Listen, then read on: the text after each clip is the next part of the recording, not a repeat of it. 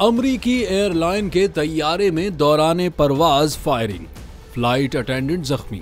Caribbean मुल्क Hattie में airport पर एक अमरीकी एयरलाइन के तैयारे पर फायरिंग से फ्लाइट अटेंडेंट जख्मी हो गया।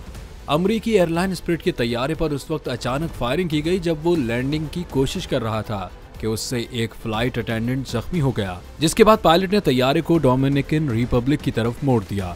तैयारे में अमले समेत 48 अफराद सवार थे और तैयारा अमरीकी रियासत फ्लोरिडा से सैंटियागो जा रहा था। फायरिंग के वाक़े के बाद मुतअद्दिद एयरलाइंस ने हैटी के लिए फ़ज़ाई ऑपरेशन मुअत्तल कर दिया। हैटी के दारुल हुकूमत में नए वज़ीर आज़म की तकर्रुरी के बाद सख्त कशीदगी फैली हुई है। एलेक्स डिडियाफिल्स को हैटी का नया वज़ीर आज़म मुकर्रर किया गया।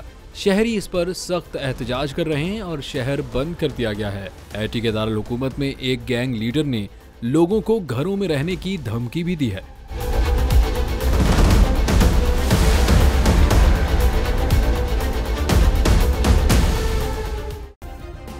सब्सक्राइब करें और बेल दबाएं ताकि कोई खबर रह न जाए।